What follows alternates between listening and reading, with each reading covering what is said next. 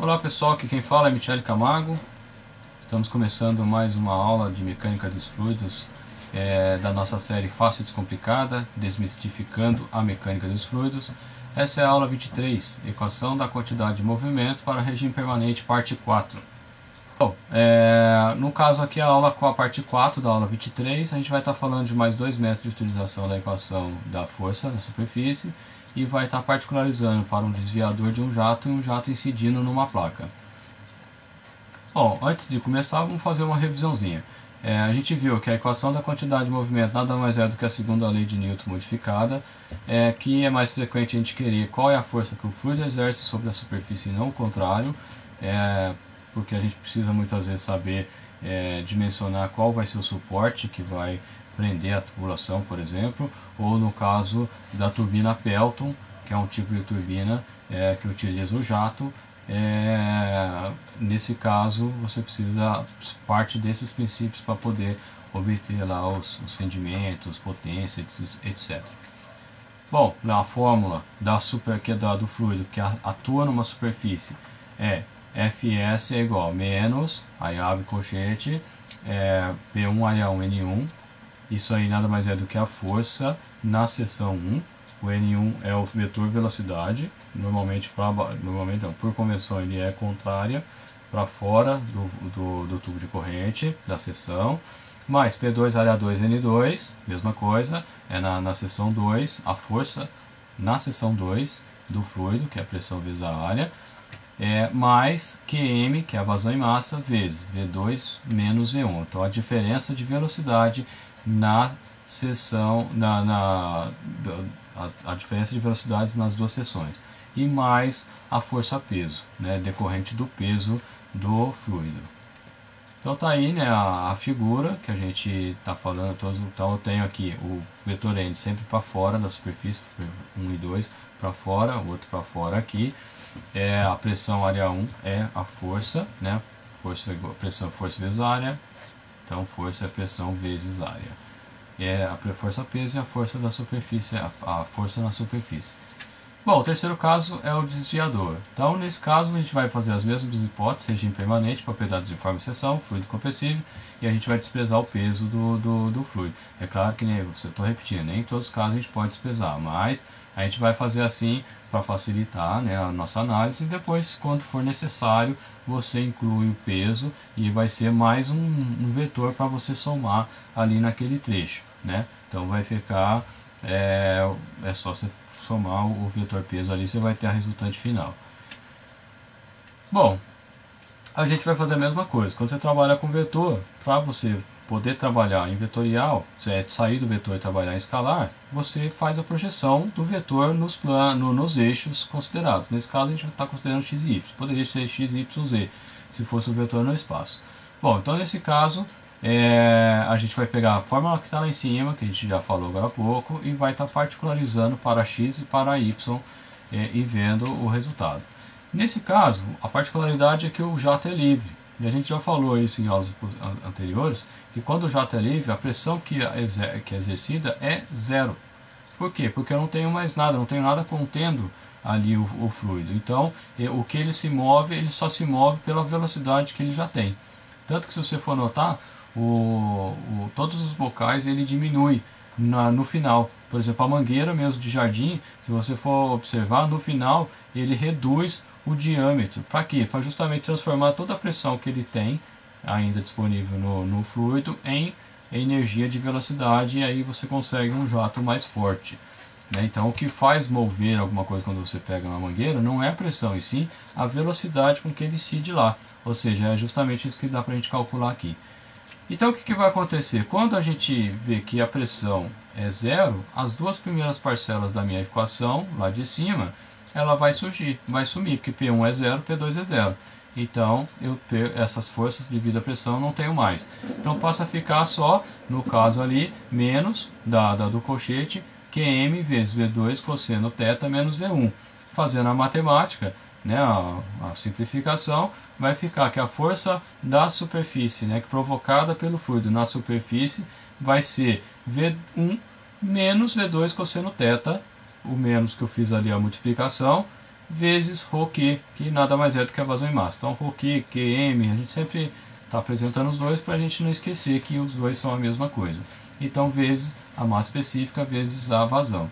No caso de Y, eu tenho um adicional, eu não tenho velocidade em 1 na direção Y, então eu não tenho componente, fica zero. Então fica mais simples ainda, a força na superfície em Y vai ser menos QM V2 seno θ. Então, fazendo a matemática no colchete, só para reescrevendo, menos ρQ vezes V2 seno θ. Então o que eu vejo? Que a velocidade na direção X vai ser um valor positivo.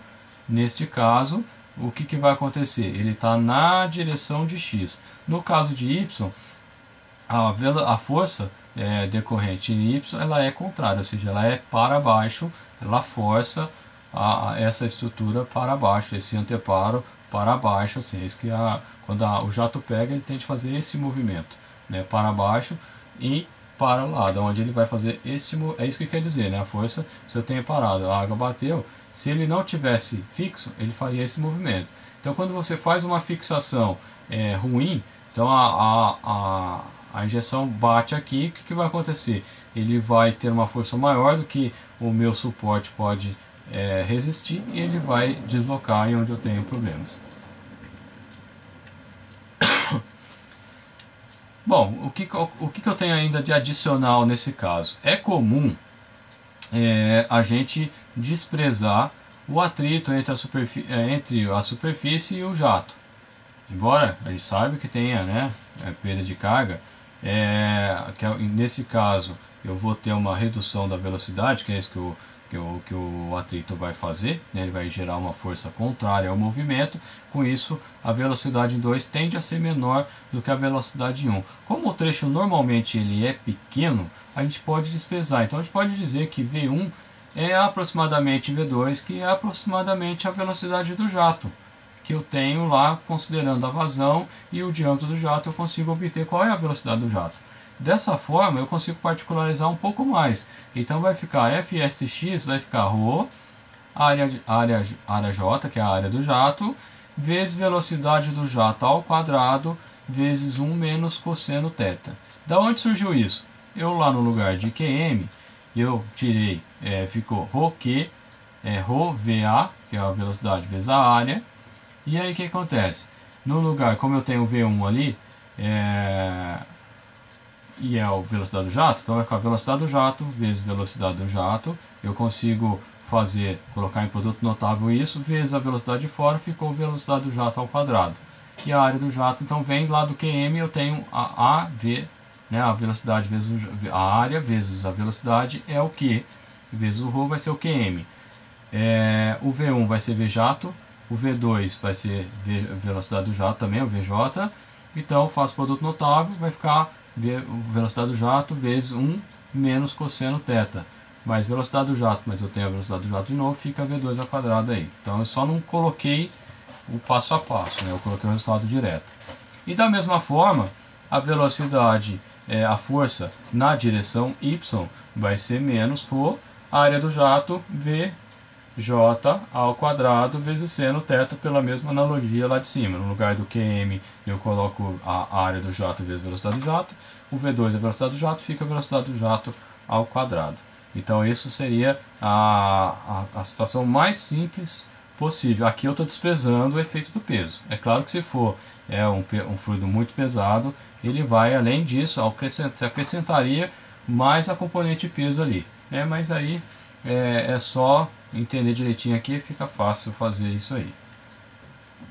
Bom, o segundo caso é o caso dessa placa. Então o que a gente tem? Você imagina você tem uma mangueira, você está jogando água na parede, né? Então quando o jato ele chega, ele incide, né? E na parede ele tende a espalhar.